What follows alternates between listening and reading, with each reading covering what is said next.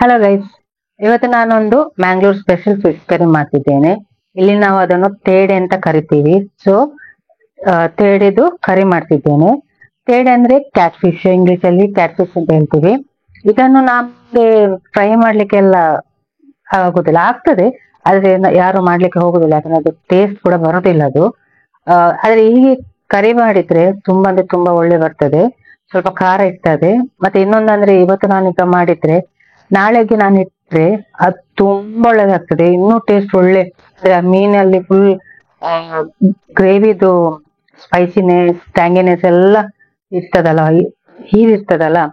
So ಅದು ತುಂಬಾ ಒಳ್ಳೇದಾಗ್ತದೆ. ಸಿಂಪಲ್ ರೆಸಿಪಿ ಇದು, ಯಾರು ಮಾಡಬಹುದು. ಅಂದ್ರೆ ಯಾರಿಗೆ ಗೊತ್ತಿಲ್ಲ, ಮ್ಯಾಂಗ್ಳೂರಲ್ಲಿ ಹೆಚ್ಚಾಗಿ ಎಲ್ಲರಿಗೆ ಗೊತ್ತಿರ್ತದೆ. ಹೊಸಬ್ರು ಮತ್ತೆ ಯಾರೆಲ್ಲ ಸ್ಟಾರ್ಟಿಂಗ್ ಮಾಡಿದ್ದಾರೆ ಕುಕ್ಕಿಂಗ್, ಅವ್ರಿಗೆಲ್ಲ ಇದು ಒಳ್ಳೇದು ಟೇಸ್ಟ್ ಮಾಡ್ಲಿಕ್ಕೆ. ಮ್ಯಾಂಗ್ಳೂರ್ ಡಿಶ್, ಬನ್ನಿ ಸ್ಟಾರ್ಟ್ ಮಾಡುವ. ನಾನಿವತ್ತು ಸ್ಪೈಸಿಯಾದ ತೇಡೆ ಕರಿ ಮಾಡ್ತಿದ್ದೇನೆ, ಅಂದ್ರೆ ಕ್ಯಾಟ್ ಫಿಶ್ ಇದು ಕರಿ ಮಾಡ್ತಿದ್ದೇನೆ. ತುಂಬಾ ಸ್ಪೈಸಿ ಇರ್ತದೆ ಇದು, ಅದು ತಿಂದು ತುಂಬಾ ಖುಷಿ ಆಗ್ತದೆ, ಅನ್ನದ ಜೊತೆ ತಿನ್ಬೇಕು. ಮತ್ತೆ ಇದು ನಾನು ಹೇಳಿದಾಗೆ ನೆಕ್ಸ್ಟ್ ಡೇಗೆ ಇನ್ನೂ ಜಾಸ್ತಿ ಒಳ್ಳೇದಾಗ್ತದೆ ಟೇಸ್ಟ್.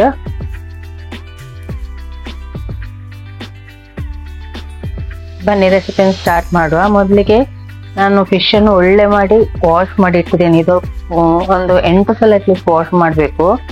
ಮತ್ತೆ ಒಂದು ದೊಡ್ಡ ಟೀ ಸ್ಪೂನ್ ಟರ್ಮರಿಕ್ ಅಂದ್ರೆ ಹಳದಿ, ಮತ್ತೆ 2 ಟೀ ಸ್ಪೂನ್ ಉಪ್ಪನ್ನು ಸೇರಿಸಿ ಚೆನ್ನಾಗಿ ಮಿಕ್ಸ್ ಮಾಡಿ ಒಂದು 15 ಮಿನಿಟ್ಸ್ ಹಾಗೆ ಇಡಿರಿ. ಆಗ ಅದ್ರ ಸ್ಮೆಲ್ ಅದೆಲ್ಲ ಹೋಗ್ತದೆ.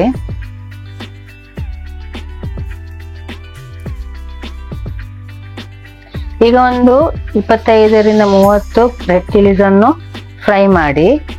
ನಿಮ್ಗೆ ಕಮ್ಮಿ ಖಾರ ಬೇಕಾದ್ರೆ ಸ್ವಲ್ಪ ಕಮ್ಮಿ ಹಾಕ್ಬೋದು, ಅದೇ ಇದಕ್ಕೆ ಸ್ವಲ್ಪ ಖಾರ ಇದ್ರೇನೆ ಒಳ್ಳೇದಾಗ್ತದೆ. ಇದನ್ನು ತೆಗ್ದಿಟ್ಟಿರಿ. ನಂತರ ಫ್ರೈ ಮಾಡಿದ ನಂತರ ಅದೇ ಬಾಣಲೆಗೆ ಈಗ ಒಂದು 2 ಟೀ ಸ್ಪೂನ್ ಕೊತ್ತಂಬರಿ, 1 ಟೀ ಸ್ಪೂನ್ ಜೀರಿಗೆ, ಒಂದು ಪಿಂಚಷ್ಟು ಮೆಂತೆ, ಅರ್ಧ ಟೀ ಸ್ಪೂನ್ ಪೆಪ್ಪರ್. ಇದನ್ನು ಡ್ರೈ ರೋಸ್ಟ್ ಮಾಡಿ, ಚೆನ್ನಾಗಿ ಡ್ರೈ ರೋಸ್ಟ್ ಮಾಡಿ. ಇದನ್ನು ಕೂಡ ತೆಗ್ದಿಡಿರಿ, 2 ತಣ್ಣಗಾಗ್ಲಿಕ್ಕೆ ಇಡೀರಿ.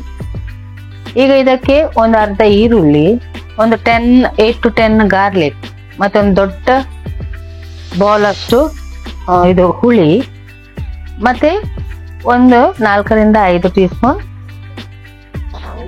ಗ್ರೇಟೆಡ್ ಕೋಕೋನಟ್ ಅಂದ್ರೆ ತುರ್ದ ತೆಂಗಿನಕಾಯಿ,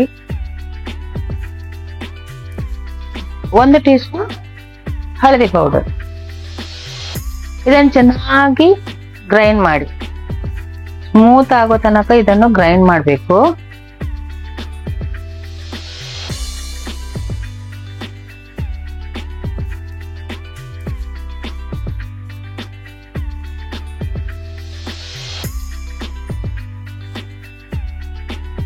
ನೋಡಿ, ನನ್ನ ಮಸಾಲ ರೆಡಿ ಆಗಿದೆ, ಸ್ಮೂತ್ ಆಗಿ ಗ್ರೈಂಡ್ ಆಗಿದೆ.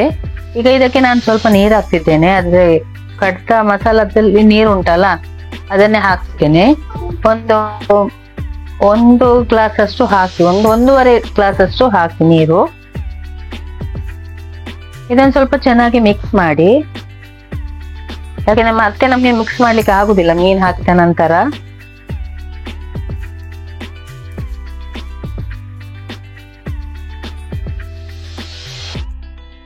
ಒಂದು 4ರಿಂದ 5 ಗ್ರೀನ್ ಚಿಲ್ಲೀಸ್, ನಿಮ್ಗೆ ಖಾರ ಕಮ್ಮಿ ಬೇಕಾದ್ರೆ ಕಮ್ಮಿ ಹಾಕ್ಬಹುದು. 1 ಈರುಳ್ಳಿ, ಮತ್ತೆ ದೊಡ್ಡ ಮಾತ್ರದ ಒಂದು ಜಿಂಜರ್ ಅನ್ನು ಕಟ್ ಮಾಡಿ ಹಾಕಿದೆ. ಈ ಫಿಶ್ ಅನ್ನು ಚೆನ್ನಾಗಿ ವಾಶ್ ಮಾಡಿ, ಆ ಟರ್ಮರಿಕ್ ಮತ್ತೆ ಸಾಲ್ಟ್ ಇದ್ದದ್ದು ಎಲ್ಲ ಹೋಗ್ಬೇಕು. ಒಂದು 3 to 4 ಟೈಮ್ಸ್ ಅದನ್ನು ವಾಶ್ ಮಾಡಿ, ಚೆನ್ನಾಗಿ ವಾಶ್ ಮಾಡಿ. ಮತ್ತೆ ನೀರನ್ನು ಡ್ರೈ ಮಾಡಿ.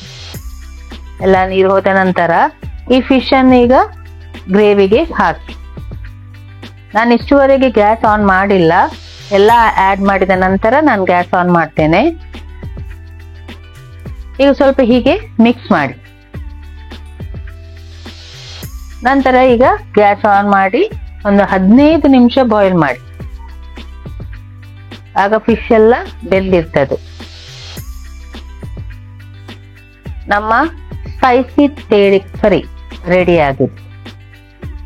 ತುಂಬಾ ಟೇಸ್ಟಿ ಆಗ್ತದೆ. ಅದು ಖಾರ ಇರ್ತದೆ, ಯಾರಿಗೆಲ್ಲ ಖಾರ ಇಷ್ಟ ಇಲ್ಲ ಸ್ವಲ್ಪ ಕಷ್ಟ ಇದು ಮಾಡ್ಲಿಕ್ಕೆ, ತಿನ್ಲಿಕ್ಕೆ.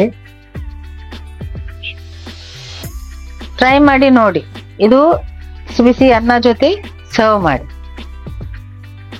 ಈಗ ಸಿಗ್ತದೆ ಮೀನು, ಇದು ಕ್ಯಾಟ್ ಫಿಶ್ ಅಂದ್ರೆ ತೇಡೆ ಎಲ್ಲ ಸಿಗ್ತದೆ. ಟ್ರೈ ಮಾಡಿ ನೋಡಿ. ಇದು ನನ್ನ ರೆಸಿಪಿ, ಸೊ ಇದು ಟ್ರೈ ಮಾಡಿ ನೋಡಿ.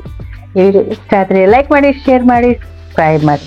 ಎಲ್ಲರಿಗೂ ಶೇರ್ ಮಾಡಿ ಪ್ಲೀಸ್. ಮತ್ತೆ ಯಾರೆಲ್ಲ ಸಬ್ಸ್ಕ್ರೈಬ್ ಆಗಲಿಲ್ಲ ಪ್ಲೀಸ್ ಸಬ್ಸ್ಕ್ರೈಬ್. Thank you.